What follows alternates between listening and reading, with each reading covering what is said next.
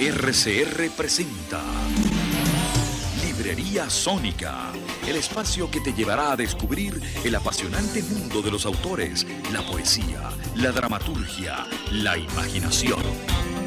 Comienza Librería Sónica, más que palabras. Bienvenidos amigos oyentes de Radio Caracas Radio, rcr750.com y @rcr750 a una nueva edición de Librería Sónica.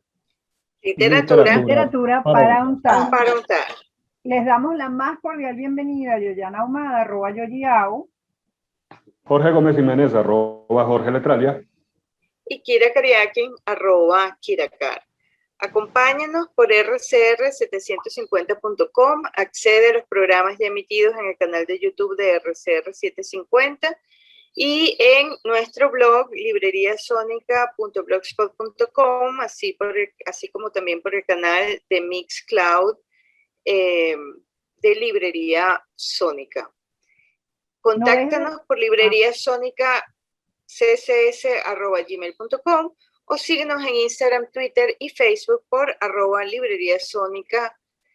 Y no dejes de visitar los perfiles de Radio Caracas Radio en Twitter, Instagram, Periscope y YouTube como @RCR750. En el programa de hoy conversaremos con la poeta y editora y además nuestra querida amiga Eda Armas, directora editorial de Decir Ediciones. Bienvenida, Eda, a Librería Sónica. Un gusto estar aquí. Saludos a todos ustedes y a nuestros oyentes. Hoy tenemos con nosotros a Eda porque viene a hablarnos, bueno, del centenario de su padre, Alfredo Armas Alfonso. Nació el 6 de agosto de 1921. Y bueno, Librería Sónica no podía quedarse fuera de esta celebración que ha convocado a gente como la editorial Todman, la Universidad Católica Andrés Bello, la Fundación Herrera Duque y otras entidades. En la sección de Letralia te hablaremos hoy de un certamen con el que podrás ganar 3,5 millones de pesos colombianos. Se trata del 24º Premio Latinoamericano de Poesía Ciro Mendía, que concede la Casa Municipal de la Cultura de Caldas a un autor nacido en Latinoamérica que presente un poemario inédito compuesto por al menos de 40 poemas. Puedes participar por internet y tienes oportunidad hasta el 15 de septiembre. Para conocer las bases completas del concurso, entra a nuestra sección de convocatorias en letralia.com. Te recordamos que Letralia es desde 1996 la revista de los escritores de habla hispana. Para publicar con nosotros, entra a nuestro portal en letralia.com. Estamos en Facebook y Twitter como Letralia y en Instagram como Revista Letralia. Bueno, ya le dimos la bienvenida a nuestra querida amiga, la poeta y editora Eda Armas. Ella hoy ha venido a hablarnos de este gran escritor que ya se ha configurado como una figura legendaria de nuestra literatura, Alfredo Armas Alfonso, quien esta semana pasada cumplió su primer centenario de nacimiento, ¿no? Él nació el 6 de agosto de 1921 en Clarines, que es una población venezolana ubicada al norte del estado Anzoátegui. Armas Alfonso falleció el 9 de noviembre de 1990 en Caracas y aparte de ser escritor, fue crítico, editor, historiador, y para muchos críticos es considerado como uno de los precursores del realismo mágico en Latinoamérica. Armas Alfonso pasó su infancia en Puerto Píritu y ya de joven acudió a sus primeras clases de periodismo en la Universidad Central de Venezuela en Caracas. Supongo que hizo parte de esa generación de los llamados periodistas de calle, que todavía no estaba, digamos, la carrera no estaba consolidada como tal, pero formó parte de esos primeros precursores del ejercicio periodístico. Trabajó para el Servicio de Correos en Barcelona y para compañías petroleras del oriente venezolano. Allí también fue corresponsal del diario caraqueño El Nacional, donde publicó una columna hasta su muerte en 1990. Fue fundador de la revista literaria Hawái y organizó y presidió la primera conferencia de la Asociación Venezolana de Periodistas. Trabajó en la también legendaria Creole Petroleum Corporation. ¿Qué tiempos aquellos, ¿no? En 1949 publicó Los cielos de la muerte. En 1962 renunció a la Creole y comenzó a trabajar en la Universidad de Oriente, donde creó la Dirección de Cultura. En 1969 recibiría el Premio Nacional de Literatura. Entre 1970 y 1971 se desempeñó como vicepresidente del Instituto Nacional de Cultura y Bellas Artes. En 1975 se unió como miembro de la comisión organizadora del Consejo Nacional de Cultura, CONAC. Y en 1986 la Universidad de Oriente le confirió un doctorado honoris causa en Humanidades, en reconocimiento por su labor literaria ejemplar y su valorización de la cultura popular y el folclore. Tras su muerte, sus herederos crearon la Fundación Armas Alfonso y se encargan de publicar y difundir su obra. Pero bueno, Eda, aparte de todo esto, hay una dimensión humana que queremos conocer y es la que tú vienes a contarnos hoy. Pero ante todo, queremos saber cómo van a celebrar los 100 años de tu padre. Bueno, fíjate que desde el año pasado, que estábamos encerrados, seguimos, pero un poquito menos, pero seguimos encerrados, la familia, mis hermanos y mi madre, conversamos mucho sobre cómo íbamos a celebrar los 100 años de Alfredo Armas Alfonso, nuestro padre, el esposo, el amigo, el escritor venezolano. Teníamos muchísimas expectativas, queríamos hacer algo que tuviera una dimensión nacional, principalmente porque, bueno, él era un amante, apasionado de su país, siempre quiso publicar acá, siempre hizo su gestión cultural pensando en el bienestar de todos los venezolanos, en que la cultura fuera tuvieran todos los venezolanos un acceso al bien cultural, y así lo hizo desde la Dirección de Cultura de Extensión Universitaria en la UDO, que él fundó cuando se creó la universidad. Pues él fue el primer director de cultura y por 5 años él ahí hizo un modelo de lo que él creía que debía ser una gestión cultural desde un centro universitario. Se podría hacer un solo programa con todo lo que él hizo durante esos 5 años ahí, pero fíjense que, bueno, nos dimos cuenta, incluso habíamos pensado que era necesario hacer alguna actividad que lo proyectara internacionalmente, un poco más o más todavía, porque estamos hablando de un escritor que, si bien cumple 100 años, este 21, y cumple 32 años de su desaparición física, de su muerte este año, ¿verdad? Estamos hablando de un escritor que viajó al exterior una sola vez en su vida, que fue en el año 56, por 8 meses a Italia a estudiar procesos gráficos enviado por la Creole Petroleum Corporation cuando él era director de la revista El Farol. Y por eso digo, era un escritor abocado a su país, que le importaba su país y las editoriales de su país y el producto editorial venezolano. Yo recuerdo muy bien cuando él tenía listo este libro, Cada espina, 3 historias de amor, que eran un libro ya del año 87, y yo le dije, papá, permíteme enviarlas a una editorial en España, tengo algunos contactos establecidos. Y él me dijo, eso sería muy hermoso, pero yo quiero que me los publique Monte Ávila Editores. Y así se hizo. Esa fue su decisión, y con un diseño y unos dibujos hechos hermosamente por Claudia Leal, una diseñadora venezolana que ahora casualmente vive en Madrid, salió su primer libro de historias de amor.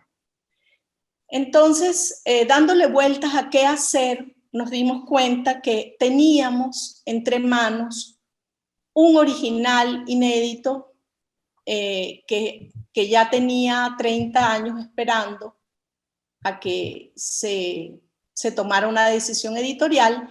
Entonces decidimos que ese era un buen inicio de la celebración de su centenario. Mi hermana Nela Armas pues creó un logotipo que está rodando por las redes, una centenaria, y empezamos a revisar ese manuscrito. Estamos hablando de un libro que va a ser un díptico con cada espina 3 historias de amor, que lleva un título que me parece precioso, que es El tiempo que no consiente recorrerlo, otras 3 historias de amor. Y en este proyecto nos hemos aliado con la editorial más emblemática en este momento acá en Venezuela por sus tantísimos años y su labor editorial impecable y diversa, como es Oscar Todman Editores, y estamos pues con Luna y con Karsten, bueno, disfrutando profundamente lo que es la preparación editorial de este libro. Este libro, editado por ellos en su colección de narrativa, va a contar con un prólogo pórtico de Carlos Sandoval, un estudio amoroso que ha hecho Carlos para presentarle al lector estas 3 historias, otras 3 historias de amor. Y yo, en lo personal, estoy muy comprometida con ese proyecto.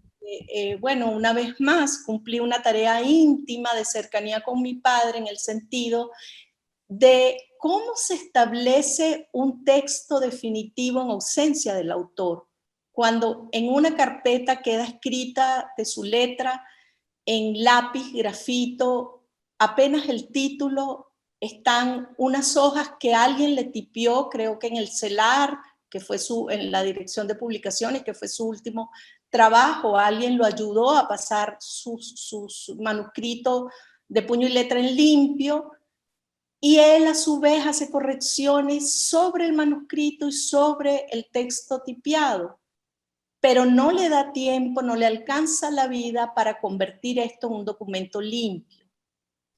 Y muchas interrogantes quedaron en el camino. Entonces, bueno, hemos acudido a algunos amigos, expertos, correctores, estudiosos de la lengua, para aclarar aquellas palabras que nos han tenido en desvelo por muchos días, palabras que no aparecen en el DRAE. Saben que mi padre pues tenía un dominio tan profundo del idioma, de nuestra lengua, que incluso dominaba algunos términos de las distintas etnias indígenas del país, y entonces, claro, su vocabulario es muy enriquecido con palabras que posiblemente estén en desuso, un gran uso de nombres de árboles, de pájaros, de la flora, la fauna.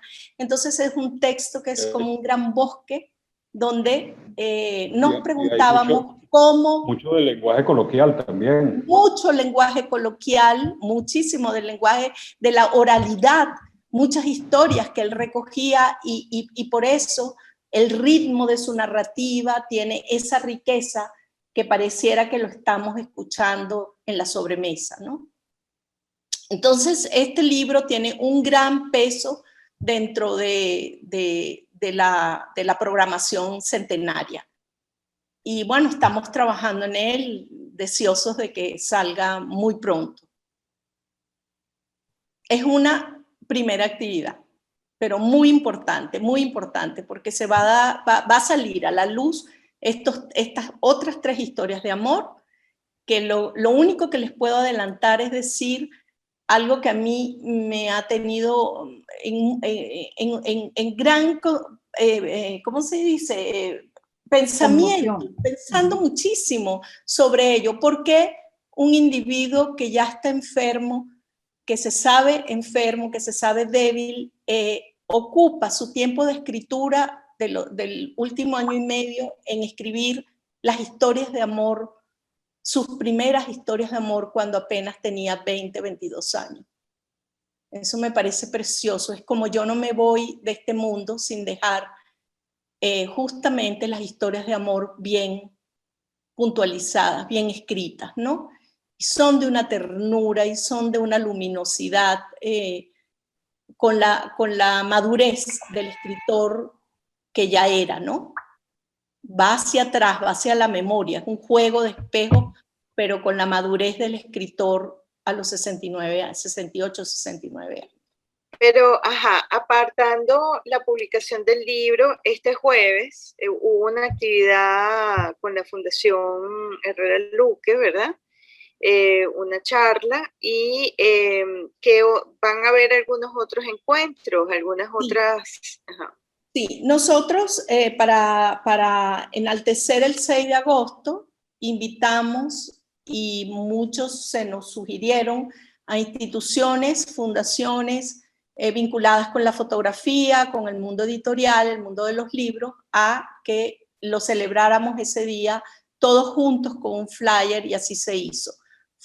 Esto fue una sumatoria de energía maravillosa, porque a partir de allí pues surgieron un montón de iniciativas que es como debería ser, que cada una de esas instituciones dijo, entonces yo hago un coloquio, yo hago un foro, yo hago un concurso, yo hago muchísimos escritores pues colocaron posts resaltando fragmentos de su obra o pensamientos o fotografías, etcétera. Porque también sería bueno recordar que cuando hablamos de Alfredo Armas Alfonso, no solo hablamos de un escritor, hablamos de un fotógrafo, hablamos de un investigador del diseño gráfico en Venezuela, hablamos de un gerente cultural que estuvo en el CONAC, en el INCIBA, ya dijimos, en la extensión universitaria de la UDO, estuvo al frente de la revista El Farol, en la Creole, fundó en muchísimas revistas, estuvo al frente de Tiempo Real en la Universidad Simón Bolívar. Entonces es un individuo de una sabiduría completa, plural, un humanista, que era realmente muy activo. Papá era muy activo. Yo leo sobre las cosas que hacía y no se le puede seguir el trote. No se le podía seguir el trote. Eso lleva a otra, o sea, la otra pregunta, o completar un poco la pregunta que empezó Jorge, ¿no? ¿Cómo era ese carácter de ese hombre tan creativo, promotor, apasionado escritor? O sea, ¿cómo era el padre? ¿Cómo era el hombre de la casa? ¿Cómo era ese ser cotidiano? ¿Cómo era la dinámica en el hogar? Además, teniendo, ustedes son un pocotón de hermanos, ese poco de prole que también salió artista, pues, en su mayoría. Entonces, ¿cómo era eso? Bueno, fíjate, papá era muy cariñoso, papá era una persona que tenía tiempo para todo, se sabía distribuir y fue un muy buen padre. Y no lo digo por dejarlo bien plantado, no, lo digo porque cada uno de los hermanos, que somos 7, o éramos 7, porque se nos murió Patricia este año, cuando conversamos de esto, decimos, es que papá tuvo la sabiduría de hacernos creer que él tenía una relación personal y única con cada uno. Es decir, cada uno de nosotros creíamos ser el elegido o el preferido de él, pero es que los 7... consentido. Exacto, los 7 lo éramos porque él tuvo la sabiduría de establecer un canal de comunicación, bien fuera por asuntos en común, por intereses comunes, ¿verdad? Por las edades, y entonces eso fue maravilloso. Papá, la casa, ¿cómo era la casa? Elegida mi madre como la esposa, que se casan muy jóvenes. Papá quería tener 12 hijos. Eso nos hemos ido enterando en el tiempo. Bueno, fuimos 7, ya nos parece muchísima gente. Pero la casa era una especie y sigue siendo de cierta manera, porque eso se ha conservado, solo que ya algunos no están en Venezuela y papá no está. Pero la casa era una especie de laboratorio creativo, porque ahí cada uno llegaba con un asunto en lo que andaba metido, Ricardo con sus primeras fotografías, Enrico con sus esculturas, Anela con su diseño del Instituto Neumann, que traía las maquetas, que hablaba de las tareas, y todo eso se conversaba en la mesa del comedor, y con nuestra madre, que es esmaltista, que ella estudió dibujo técnico y ella trabajó también en la Creole, en el departamento de dibujo de los pozos petroleros, ¿no? Y entonces eran unas conversaciones muy interesantes, todo el mundo opinaba, porque papá, es decir, el arte y la literatura no era un anexo, no era una cosa que estaba en otro lugar, no, eso estaba metido dentro de la vida, porque él nos llevaba a todos lados con él. Nosotros íbamos a la imprenta cuando él iba a ir, íbamos, no todos, pero íbamos un grupo que lo acompañábamos, los que queríamos, íbamos a los museos, hay muchas fotos que han estado circulando con nosotros saliendo de la Galería de Arte Nacional, papá y la muchachera, incluso amiguitos de. Entonces, mamá tenía una camioneta grande, mamá era la que manejaba, y nos encantaba andar con ellos para todos lados. Entonces, la casa, por eso digo, era una especie de laboratorio donde teníamos el privilegio de escuchar la lectura del texto recién escrito, cuando él bajaba de su estudio y él pues nos los leía y nos preguntaba qué nos parecía, ¿no? Entonces, pero fíjate, Kira, que tú me decías, todos salieron artistas. Él siempre nos advertía que las mejores carreras eran el derecho, la medicina, la arquitectura, y siempre nos insistían que no nos fuéramos por las áreas del arte. Yo no sé, nunca entendí por qué él no le gustó que yo eligiera psicología, porque él no, creo que esa carrera, pues que no creía mucho, que pudiera aportar mucho a la humanidad. Yo sigo pensando que es una gran carrera, y bueno, yo le expliqué que yo quería estudiar psicología social, y así lo hice, y bueno, él nunca me lo objetó, pero él no estaba muy contento. Pero tampoco nunca me dijo qué carrera era la que él pensaba que era buena para mí, ¿no? Entonces, lo único que a mí se me dio por entender fue que una vez él me dijo, yo le dije, pero papá, ¿por qué te molesta tanto que yo estudie psicología? Y él me dijo, porque temo que la psicología mate a la poeta. Eso fue lo que me dijo. Entonces, para mí tuvo mucho valor, porque estaba poniendo a la poeta en un lugar que yo tampoco sabía que él le estaba dando ese lugar a mi escritura, a mi formulación poética. La verdad es que nunca conversé mucho, no tuvimos tiempo de conversar mucho de mi carrera, porque es que el papá murió, papá murió muy joven, de 69 años. Y en realidad yo, en vida de él, se publicaron apenas 3 libros míos, mis 3 primeros libros. Entonces no conversamos mucho sobre mi hacer. Estábamos en otros asuntos, tanto él como yo, pero siempre fue un ejemplo de constancia, de oficio. Papá escribía todos los días. Y una cosa que le agradezco muchísimo es que él me implicaba mucho. Él siempre me incluía en actividades. Por ejemplo, cuando era jurado, él me ponía de un concurso, recuerdo una vez del concurso nacional, que llegaban paquetes y paquetes y paquetes de cuentos. Él me ponía la tarea de lee tú es que eran unas fajas con cabulla, y entonces él me dijo, lee y clasifica los que te gusten más. Obviamente no era que él delegaba la tarea en mí, pero para mí era un tremendo ejercicio, porque además yo tenía que escribir por qué me gustaba o por qué no me gustaba. Y luego lo veíamos juntos. Luego ya él se leía y hacía su propia elección de ese pacote, ¿no? de cuentos, de ese gran bulto, vamos a decir así.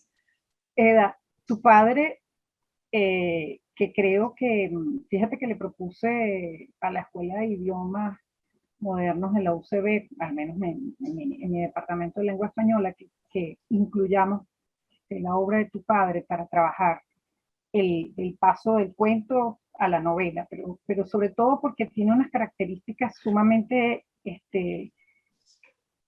impactantes. Es decir, es precursor del realismo mágico, pero es precursor del realismo mágico porque su fantasía se asienta con una fuerza descomunal en la realidad que lo rodea, pero la realidad de lo natural, de la naturaleza, del elemento antropológico, y eso lo hace sumamente moderno por un lado, pero a la vez, mientras estabas contándonos todas las anécdotas que significa tener un padre que al final es un artista renacentista y es un adelantado de su época, porque pensemos que nació en el momento que Venezuela está traspasando, o mejor dicho, está rompiendo violentamente con el modelo de la agricultura rural para entrar en el modelo urbano. Sí. Y él representa también, de las cosas que leí, también representa ese paso. A la vez pensaba también, Eda es una colectora de nubes y es una colectora de proyectos, y su padre era un coleccionista. Sí. Entonces es increíble cómo se van haciendo esas fusiones espirituales y creativas mágicas de los padres hacia los hijos.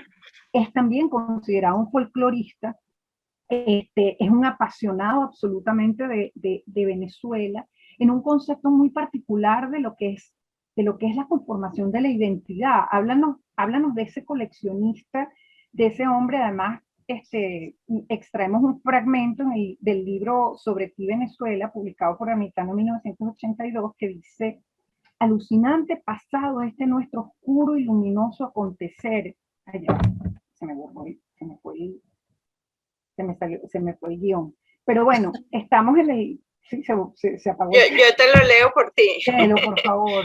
Alucinante pasado, nuestro oscuro y luminoso acontecer. Cimas de violencia o remansos de bondad, cruento epicismo fincado en idea, bandera o cruz, pasiones, dignidad o indignidad, humanismo o barbarie. Esto es plenitud u ocaso de la estrella, encandiladora claridad de noche densa. Ahí hay un poeta además también. Sí. Entonces, fíjate, que nos hablaras de esa relación con el folclore, de esa relación con su necesidad de colectar, de preservar, y con ese paso de esa conciencia de la modernidad.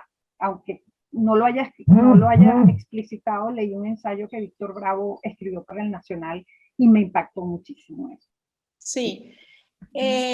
Fíjate que podríamos resumirlo en una frase que le escuché de sus labios muchísimas veces, que él decía: si no lo guardo yo, ¿quién lo guarda?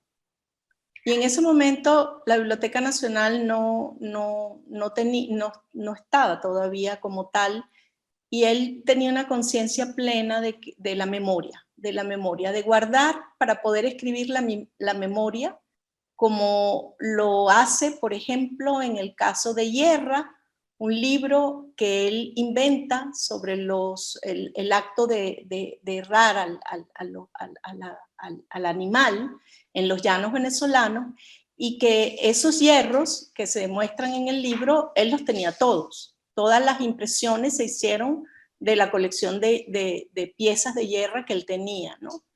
Y el diseño es de Cruz Diez, y ese libro en el año 83 es portada y diseño de Carlos Cruz Diez. Ese libro gana por primera vez en Leipzig, en la Feria del Libro de Leipzig en Alemania, un diploma de honor por el libro en su totalidad. Entonces, él tenía un sentido de guardar, pero de darle un uso a mucho de lo que se guardaba. El otro gran ejemplo es el libro del diseño gráfico en Venezuela, donde él decide hacer la narrativa a través de entrevistas de los pioneros, Larrillún, Nedo, Leufer, Cruz Diez, Regulo Pérez, Mateo Manaure.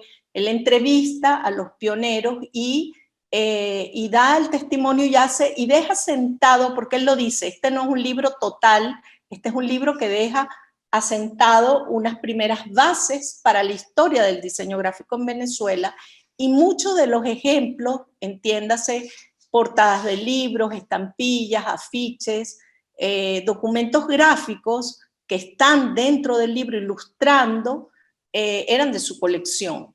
Entonces, él tenía ese sentido, pues, de guardar. Entonces, papá se hace de una colección de arte colonial, que en la emigración de Oriente, cuando ya él renuncia a la UDO y nos venimos para Caracas, él hace una donación-venta para al Estado, a la gobernación del Estado Anzoátegui, y se crea el Museo de la Tradición en Barcelona, donde más de las 100 piezas, de las cuales como 40 eran tamaño natural, coloniales, quedan allí para crearse este museo, porque ya le está pensando, bueno, esto no puede seguir dentro de la casa, el hogar nuestro, esto debe ir a ser exhibido, a ser estudiado, a ser ofrecido para el público en general.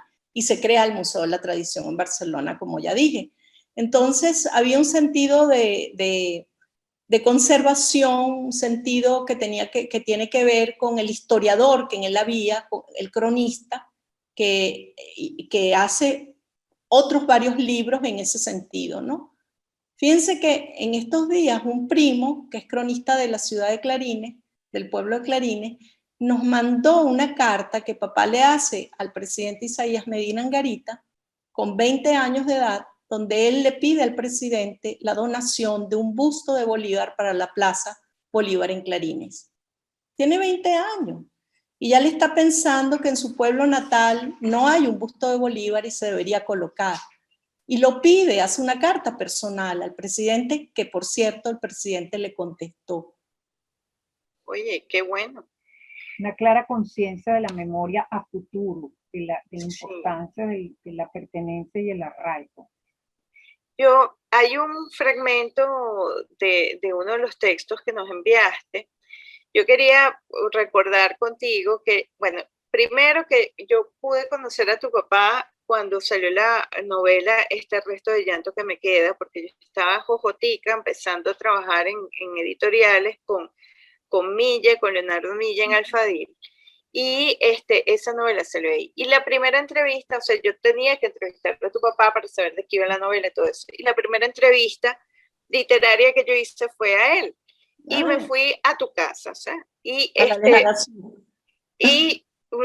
fue muy increíble porque además de llegar a la casa, bueno, yo llego y veo, bueno, pilas de periódicos por aquí, cajas por allá, lámparas montadas encima de cosas, o sea, y yo digo, ay, Dios mío, si esta gente se está mudando, ¿qué pasó aquí? Están empaquetando la casa. Y entonces sale tu mamá y yo digo, ay, señora, disculpe, es que yo no sabía que se estaba mudando. Yo vine a entrevistar al escritor Armas Alfonso y me dice, no, mija, si eso es aquí, sí, todo el tiempo. Este hombre que no deja de recoger peroles y me tiene la casa llena así. Y entonces, bueno, fue una experiencia increíble para mí, porque además durante la entrevista fue muy emotiva. Tu papá lloró recordando, porque esta novela es sobre ese primer amor que él tuvo de 14 años, de esta novia que se le murió de tuberculosis, si no recuerdo mal. Y bueno, una novela que cuando yo la leí también, bueno, lloré a moco suelto cuando terminé de leer la novela. Es una novela además sumamente poética, fragmentaria, sumamente moderna para el momento, creo yo. Sí. Que es ahora todo lo que está ahorita como en boga, lo fragmentario, no sé qué, y no, ya la inclusión de fotografías de los protagonistas. De la inclusión de fotografías, etcétera, porque además... Eso luego se hizo en la literatura mundial, se hizo un boom, pero en ese momento, para el año en que se publican, no se usaba tanto. Y fue en ese sentido, pues, bueno, a mí me parece un precursor de muchísimas cosas de la narrativa breve, etcétera, ¿no? Entonces, hay un fragmento que de estos que nos enviaste como materiales para hacer este trabajo, esta entrevista de hoy, que me recordó ese momento, porque dice, el niño busca entre las cosas del padre que ya no las acompaña, recetas, un reloj, medallas, un pañuelo de antiguo perfume, cuentas, un rosario, el retrato del hijo, versos, recuerdos de París, Sevilla o la Riviera, Italia en primavera, mayo o junio, cuando florecen los robles de Cumaná. Es que tu papá era como un niño grandote, o sea, era como todo el tiempo, la impresión que yo tuve en ese momento era de un muchachote que todavía seguía recogiendo estas cosas, estas pequeños objetos, coleccionando eso, las memorias, lo que dijo Yoyi anteriormente, todos estos momentos de vida, ¿no? Como tratando de atrapar ¿no? La vida en sus palabras. Entonces, bueno, quería referirte a este recuerdo porque bueno, para mí fue muy importante, fue muy impactante conocerlo en ese entonces, justamente porque, bueno, yo no tenía idea de cómo podía ser exactamente un escritor y me conmovió profundamente esa vulnerabilidad que me mostró a mí, que era una pichoncita ahí de 21 años haciendo una de sus primeras entrevistas. Yo quería saber, porque además tengo mucha curiosidad, lo acabas de decir, que la casa más o menos se mantiene igual, que está fundamentalmente muchos de sus cosas y sus objetos están conservados ahí. ¿Tienen planes de hacer algo con la casa en algún futuro? De hacer un museo de escritor. En nuestro país no tenemos museos de escritor, muy poco. Bueno, fíjate que en Cumaná está, es una maravilla, un privilegio que está la Casa Ramos Sucre, que es en la casa natal del poeta, sí. Y en la misma cuadra está la casa de Andrés Eloy Blanco, ambas conservadas con algunos objetos, ¿no? Entonces, no, ¿cómo decir si se podrá hacer un museo en la casa de Alfredo Armas Alfonso? Eso no lo puede decir nadie ahorita. En general, la casa no está igual. La casa conserva muchas de sus colecciones, pero han sido años de clasificar, de ordenar y de entender que el que coleccionaba era el que entendía el diseño como una forma de vivir y de hacer. O sea, en realidad en Armas Alfonso, siempre desde niño, porque él publica su primer cuento en La Religión, en el suplemento infantil, casi era un niño, se escribía, mandaba los cuentos por correo, llegaban a Caracas y se hace un colaborador de La Religión, pero en él había un sentido de la memoria de verdad desde niño, y él, el que entendía que él decía, el estilo hace al hombre. Esa era una frase que en mi casa papá repetía todo el tiempo. Él no te permitía doblar un mantel mal doblado o que no tendieras la cama, porque él nos decía, el estilo hace el hombre. Y el estilo hace el hombre implicaba la manera en que tú doblabas la servilleta, cómo tú le envolvías el regalo a un amiguito, o en qué bolsa tú devolvías un objeto prestado. Había un amor por el color, por la manera, por la forma. Entonces, y eso se ve demostrado desde su primer libro, Los cielos de la muerte, cuando él, en el año 49, él se viene, recordemos que él se viene muy joven a Caracas, en el 43, y él ya en el 49, cuando publica este libro, él le pide la portada a Carlos Cruz Diez, que eran compañeros ya en la Creole, ya se conocían, venían amigos desde la revista Élite, donde papá empezó de reportero recién llegado a Caracas, por una cartica de recomendación de Alberto Rabel, que recibe Meneses, y Guillermo Meneses le dice, escríbeme una crónica en 10 líneas sobre tal tema. Y eso es su carta de acceso a la revista Élite como reportero, y a donde está como aproximadamente 2 años, y sale siendo el director de la revista.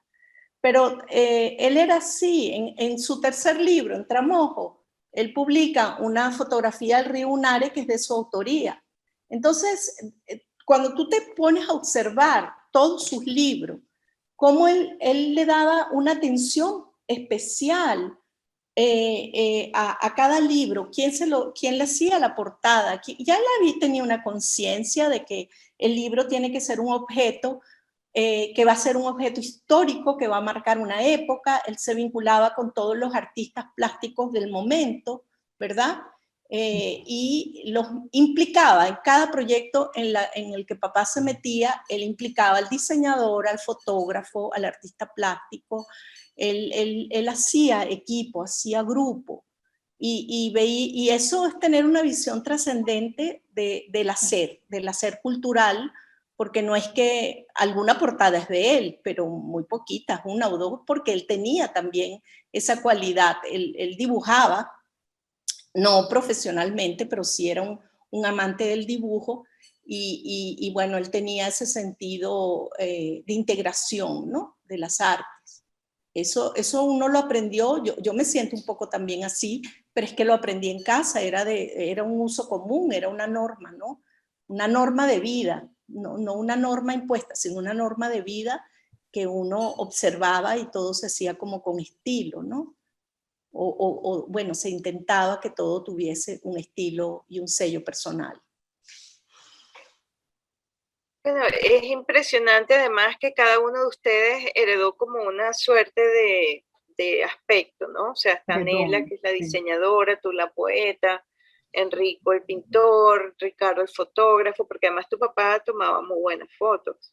Claro, papá fue fotógrafo desde joven, desde joven. Lo que pasa es que cuando tienes un individuo que es un hacedor tan plural, como que siempre nos concentramos en que él era escritor, pero ahorita que me ha tocado rearmar y revisar y darle confirmación a las fechas de cada etapa de los asuntos de su vida, el fotógrafo arranca casi que, su segundo libro es de fotografía, con textos de Armachiti sobre Venezuela, sobre los templos coloniales venezolanos, pero él ahí es fotógrafo, él es fotógrafo, y la carta que él le manda a Antonio Arraiz, antes de venirse a Caracas a vivir en el año 42, ofreciéndole sus servicios para hacer reportaje, él ahí dice que él tiene una camarita Kodak, en que entonces él puede hacer el reportaje con fotografía, si el Nacional quiere. Y se lo aceptan y le dicen que bueno, que no le pueden dar cargo, pero que le pueden pagar con tarifa de corresponsal. Entonces era muy atrevido además, él vivía en Clarines, en su pueblo, donde había un correo, donde él cuenta que se recibían libros.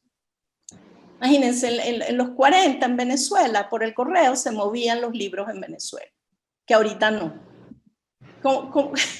Es que, a ver, que esto es de una dimensión y de una complejidad lo que estamos conversando muy interesante, pues.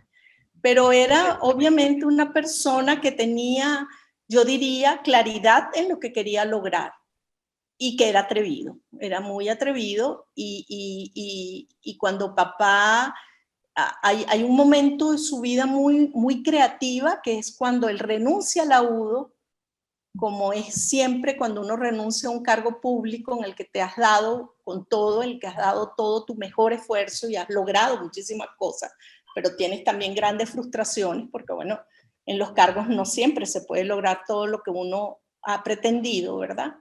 Y bueno, hay otros asuntos que interfieren. Entonces, él se estaciona en Lechería, vivimos en Lechería 2 años.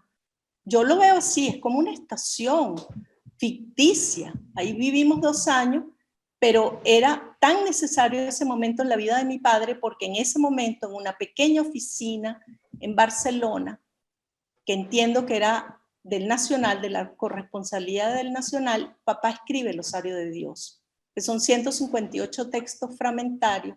Papá no tenía clara conciencia de lo que él estaba cambiando la historia de la literatura en Venezuela, porque ese es el primer, y eso está muy establecido, eso no está en discusión, eso está muy establecido por la crítica venezolana en las voces de Domingo Miliani, José Ramón Medina, Armando José Sequera, Carlos Pacheco, que con ese libro se inicia el cuento breve en Venezuela.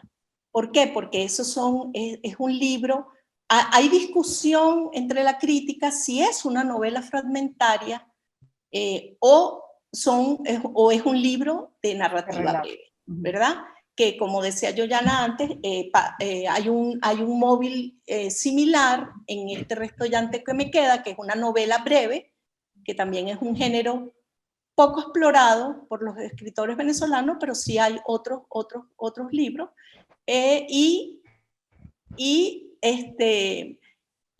hay un segundo libro de narrativa muy breve, que es Los desiertos del ángel, que hace díptico con el Osario de Dios, que en el caso de Los desiertos del ángel es el último libro que él publica en vida y que tiene la misma estructura creo que son 146 o 40, sí, algo así, más de 100 en todo caso, textos breves similares, con la modalidad de que en los desiertos aparecen los ángeles urbanos. es la aparición ya no solamente, no es un libro solo de la ruralidad, sino que ya la ciudad se incluye en los desiertos del ángel, ¿no? Con sus ángeles y sus personajes rotos y sus personajes de la calle, etc. Fragmentado, sí, escindido. Claro, es como una idea complementaria de lo que había hecho antes con el Osario de Dios, ¿no? Sí. El Osario de Dios tiene también, bueno, la particularidad de que, ok, son 158 cuentos, pero los personajes se cruzan, Sí. y por eso hay esa idea de que podría funcionar bien como una novela fragmentaria, que creo que lo comenta Alberto Hernández en la reseña que publicamos el día del centenario, el viernes.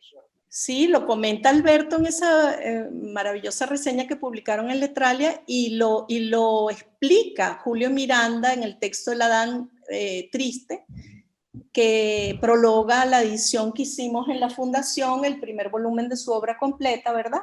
Que es un estudio crítico del Osario, es una edición anotada, y en este texto explica y argumenta Julio Miranda por qué él dice que es una novela fragmentaria, porque no solamente los personajes se entrecruzan en el Osario, sino que todos los personajes de la obra narrativa de Armas Alfonso, de todos sus libros, él hace toda una arqueología de esos personajes y un árbol genealógico, y dice, bueno, es que ellos se mueven de libro en libro y las historias se continúan.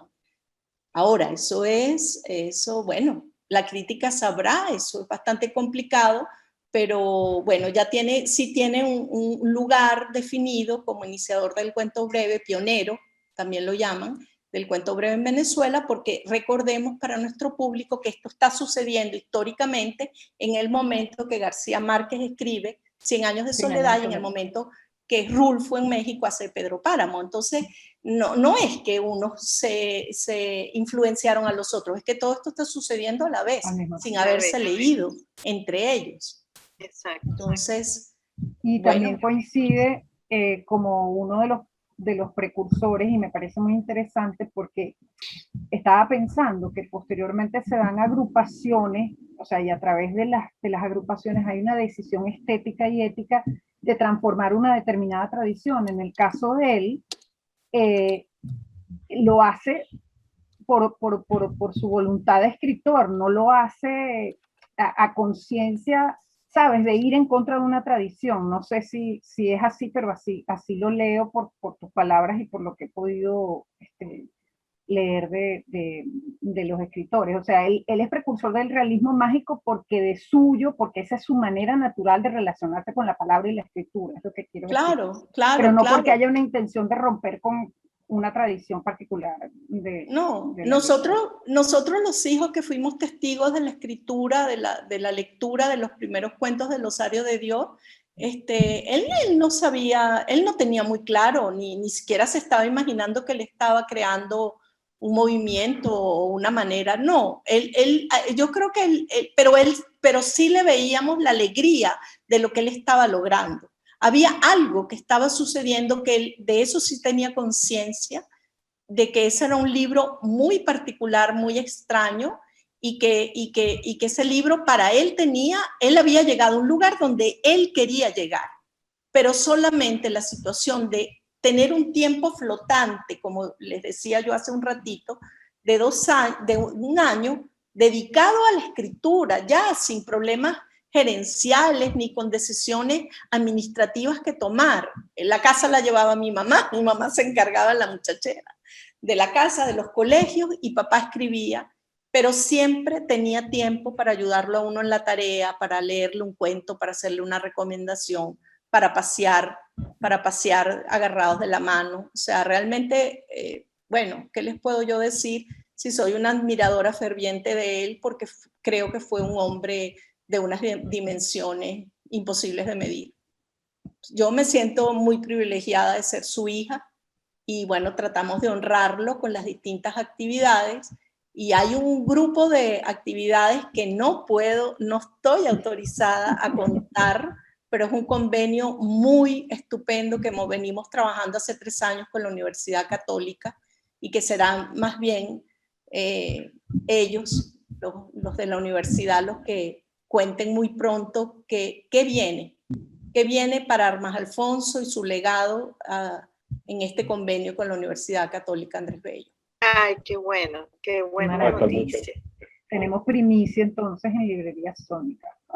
Qué bueno, qué buenas noticias. Bueno, yo supongo que para ti como poeta, pero además también como hija de Armas Alfonso, tiene que ser, bueno, un privilegio y un honor. ¿Cómo te sientes tú explorando todo este universo de tu padre? O sea, esta ya es una pregunta sumamente personal. ¿Cómo te sientes tú explorando todo este universo de tu padre, que con quien dices no tuviste mucho de conversar sobre tu propia obra, sobre tus propias inquietudes literarias? ¿Qué te representaba para ti este estudio de tu papá? Porque eso es creo que tiene que ser algo un poco difícil, ¿no? O sea, compaginar el afecto filial con la admiración profesional también. Bueno, es un gran compromiso. Lo que yo siento es un gran compromiso de ser su hija. Yo afortunadamente nunca me enrollé con esto de ser escritor y ser hija de un escritor. Y creo que elegí que sí, seguramente, así fuera en el lugar más inconsciente de mí misma, elegí ser poeta y no me hubiera atrevido nunca a ser narradora, porque ahí sí la competencia era muy brava, ¿no? Pero sentía que en la poesía yo tenía mi propio espacio, mi propio lugar, y en mis primeros libros, Roto todo silencio y Contra el aire, que me lo publicó el CELAR, porque fui tallerista de los primeros talleres, del primer grupo de talleristas de la Fundación CELAR, yo sí sentía, yo no le hablaba a papá de mi poesía, porque yo sentía que yo estaba como en un universo muy personal y muy diferente, y presentía que esa poesía no sería la que a él más le gustara, una poesía más existencial, más personal, otros temas, otra modalidad de escritura, porque yo veía su admiración por la poesía de Palomares, por la poesía de Gervasi, y bueno, yo sentía que yo estaba en otra frecuencia, vamos a decir así, ¿no? Pero fíjense ustedes que cuando él muere, yo tengo a mi hija Camila muy pequeña, de 1 año y medio, y yo por más de 1 año y medio yo no pude escribir más nada, yo quedé completamente bloqueada, y cuando yo retomo escribir es usando una computadora, que no era primera vez pues que yo utilizaba la tecnología de un teclado y de un PC para escribir los poemas, no tenía impresora, y justamente escribo Sable, que es un libro que hace un viaje de memoria, que es un libro, si se quiere, más narrativo, y yo lo escribía y yo lloraba, pero yo decía, este libro sí le hubiera gustado a mi papá. Había una cosa, además hay un poema a Pepe Grillo que le gusta a mucha gente, que es justamente porque, bueno, es una anécdota con él, con su entierro, y de donde empieza en mí una adoración por el grillo, porque, bueno, yo sentí que el grillo, que papá se volvió en mi vida un grillo, y que se me aparece en momentos muy especiales de mi vida, me antecede a eventos positivos o negativos. Y entonces Sable marca en mi carrera y para mí en lo personal una huella, porque creo que ahí se dio una comunión, ¿no?